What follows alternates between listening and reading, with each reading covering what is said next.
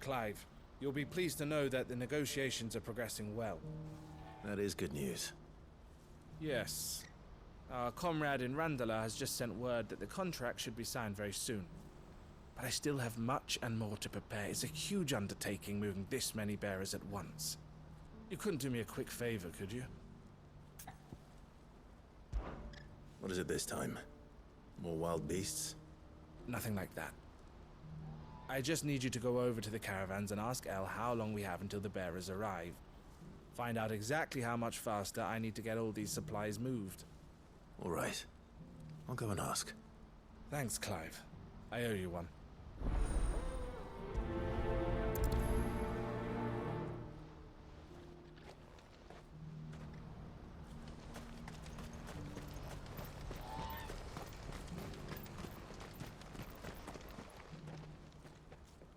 Don't blame yourself, El.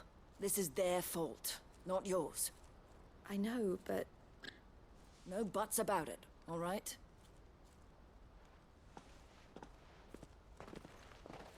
Is something wrong? Vonnie came to give me a message from our intermediary. The talks with the Republican Army have fallen through. They've reached an agreement with the Silver Peak Consortium instead. Though prices have fallen of late, we deliberately offered above the going rate to try and deter other bidders. But the Consortium offered double what we did, and the Army jumped at the chance. And you had no opportunity to make a counteroffer? None at all. And we were so close. El? What's happened? I saw Vonnie leaving. She didn't look happy. And with good reason.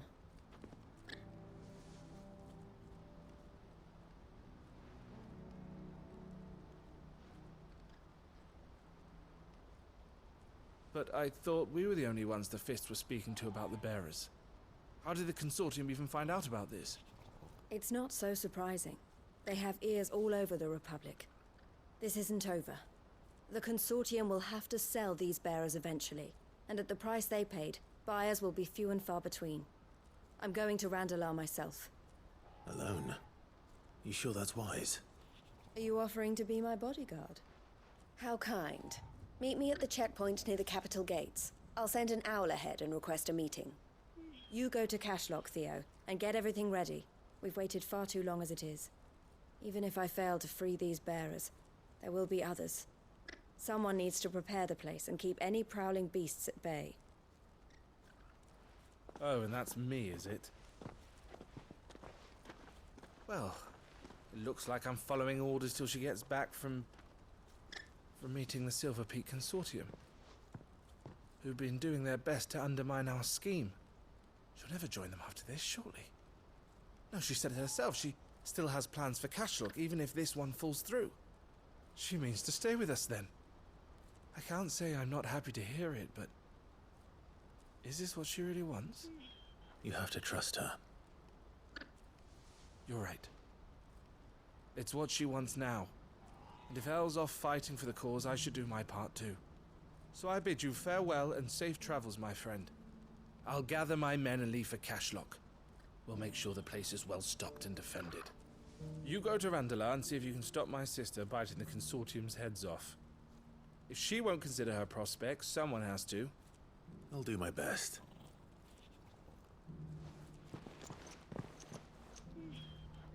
All right. To Randalar, then. I'd better not keep Eloise waiting.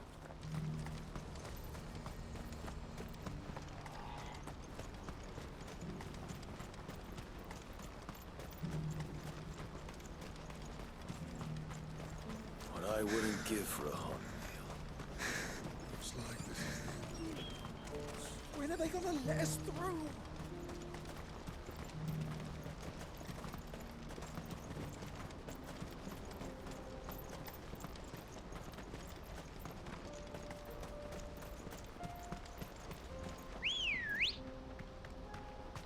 Let's go.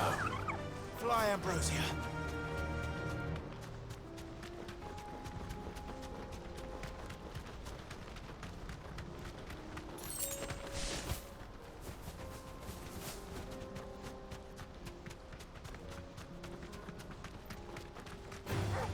All right.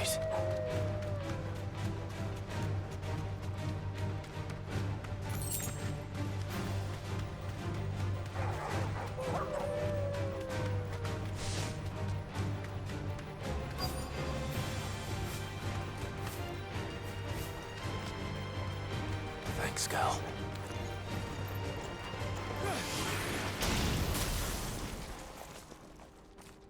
I hope I didn't keep you waiting.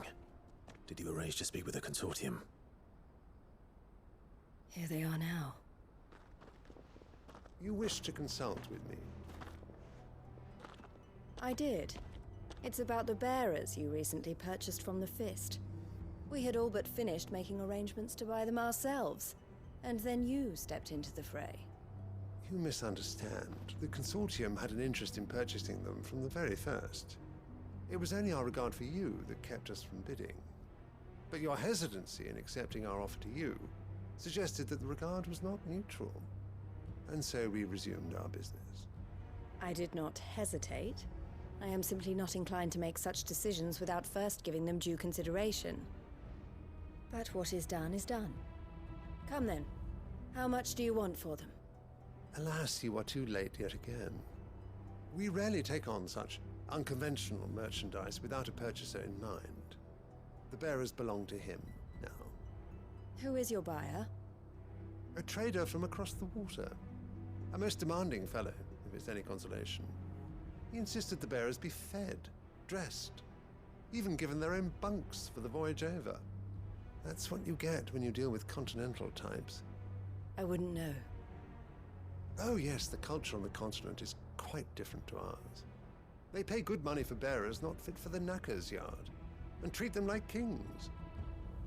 But as long as they pay... That does sound unusual. No matter then. If they've already left our shores, there's little that can be done. Allow me to withdraw my interest. And with it, my interest in joining your organization. My associates will be sorry to hear that.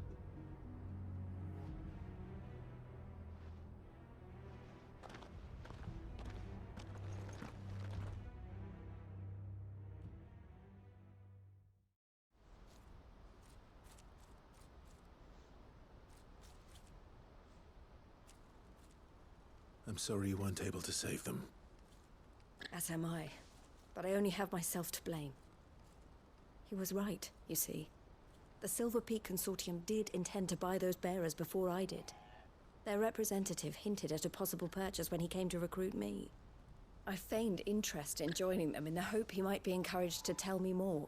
And he did just that. As soon as he left, I sent my own offer to Randalar. So you never... No. I entertained the Consortium's proposal solely so I could learn more about those bearers. But I was a fool to think they wouldn't find out. I knew exactly who I was dealing with. You tried. I did. And if what he said was true, the bearers are to be well treated. Which is something, at least. But they deserved more. I wanted so badly to see them freed. Eloise! Eloise! Word from Cashlock. The village is under attack. A pack of beasts have come down from the mountains, and there's a dragon at its head. Theo and the others are trying to hold them off as best they can, but the odds are against them. They need help, and fast. Theo! I'll go on ahead. Thank you, Clive. I'll gather some men and join you there. Just... make sure he's safe.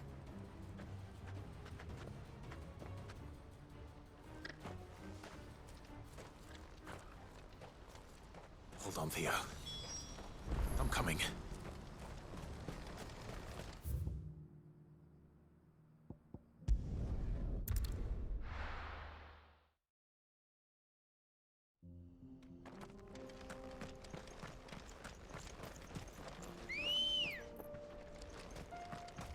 Good girl.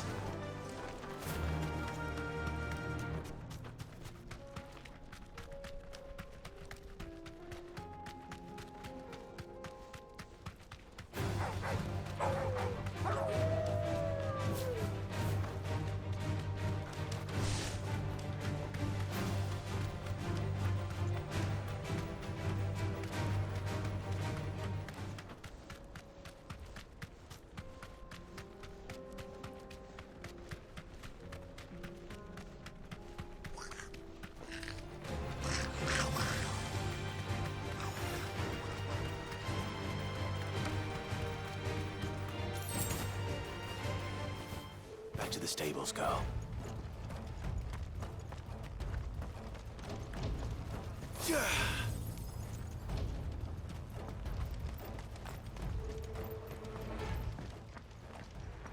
Where's Theodore? Upriver! He led the dragon that way to keep it from the village, but the whole area's flooded with ether. We just have to pray he makes it out in one piece. I can do better than that. Torgal, with me.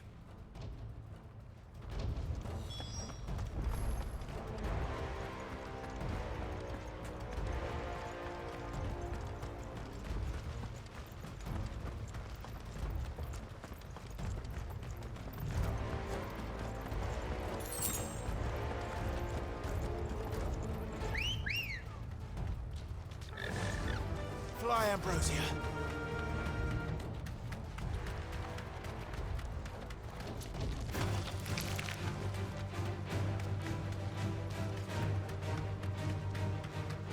Where are you, Theo?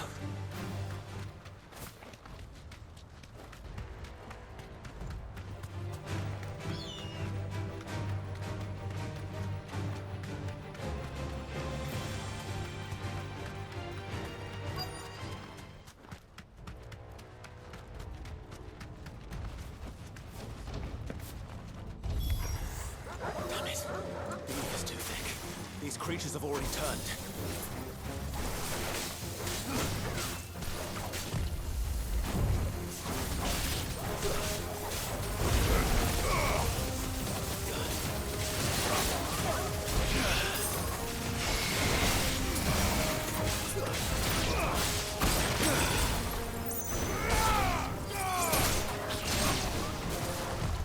Too slow.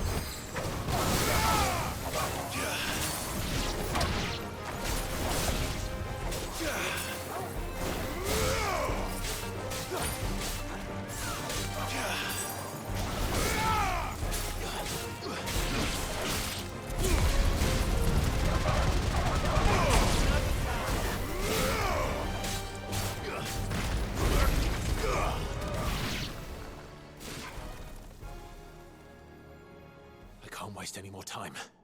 I need to find Theodore before that dragon does.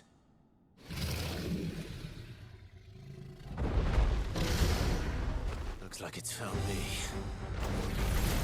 This thing's turned as well. This isn't going to be easy. Let's try.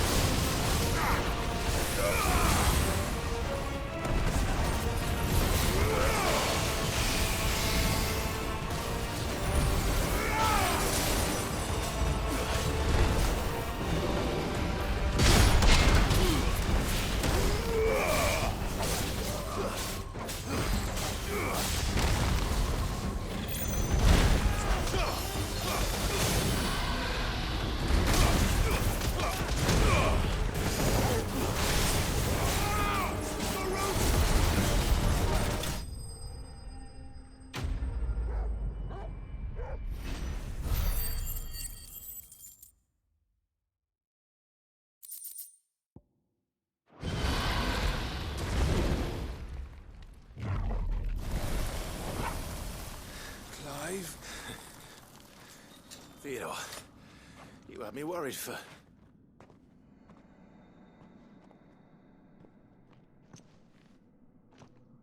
We have to get you out of here.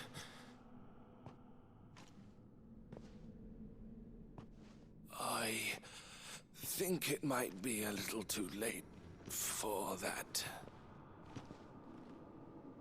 Bearer or no, there's only so much ether a man can take, and that Drake just wouldn't let me leave. You have my thanks, Sid, for finishing what I could not. For keeping Elle's dream. Theodore!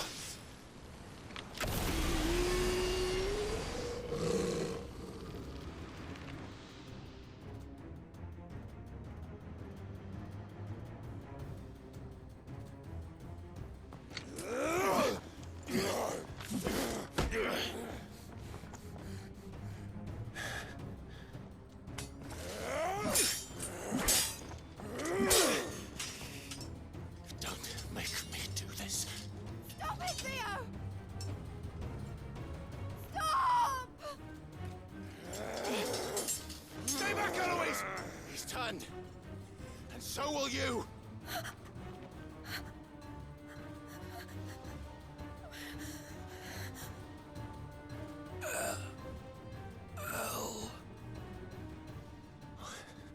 Theodore.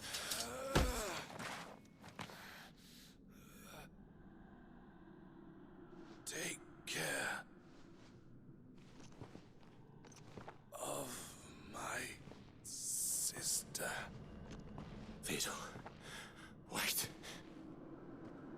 Goodbye, Elle.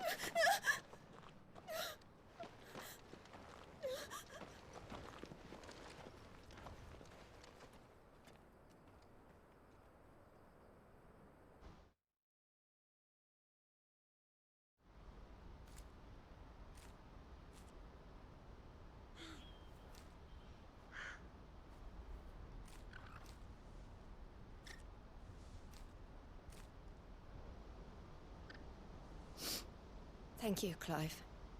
I think I'll be all right now. That was true bravery he showed. Leading the dragon away from the village like that. His first instinct was always to protect people.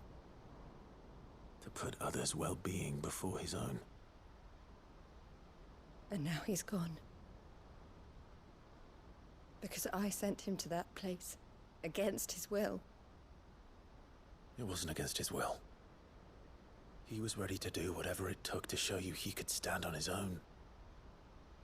So that you would finally be free to live your own life. To live my own life? He never could come to terms with the choice I made. What exactly happened? You once told me Theo was the first bearer you ever helped.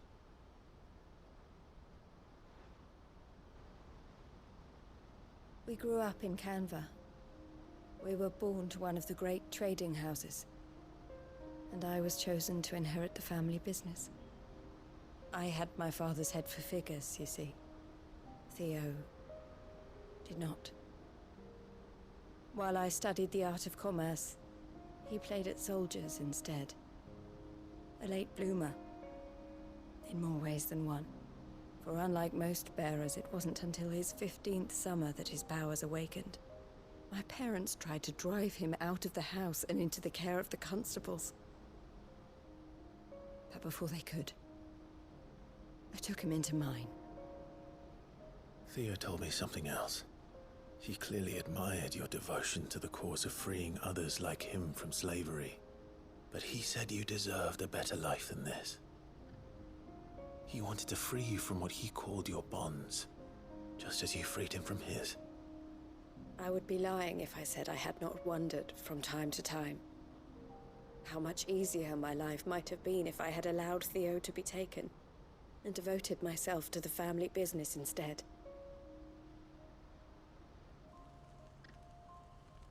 But I have never regretted the decision I made. Being with my brother meant more to me than tradition or reputation. I only had to look at him to remind myself of that night and the choice I made, and the fact that I would make the same choice again in a heartbeat.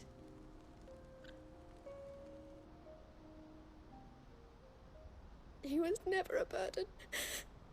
How could he even think that? If anything, I was the one who weighed him down. You weren't, Eloise. He said it himself, that he had always been grateful to you for saving him, and that he wanted to repay you by letting you live the life you were denied. Neither you nor Theo weighed each other down. You loved one another. You did whatever was necessary to continue living your lives together, and you always would have. You're right. All I ever wanted, all I ever did, it was so we could be together. Oh, Theo, why did you have to...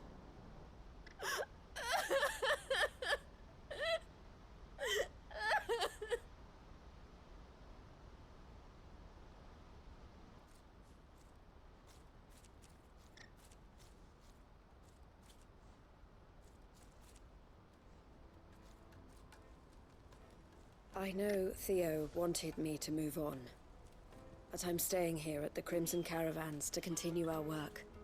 We can make a difference here. We can help people, save them. I need nothing more from life than that. So I'll carry on doing what we do, ensuring that goods, people, bearers get where they need to be, bringing smiles to people's faces just like we always have, and to Theo's, wherever he is. This is the life I have chosen. The life I will always choose. I've made a choice of my own, to continue helping you however I can, whenever you need it. Thank you, Clive. Let's go on together then. For Theodore.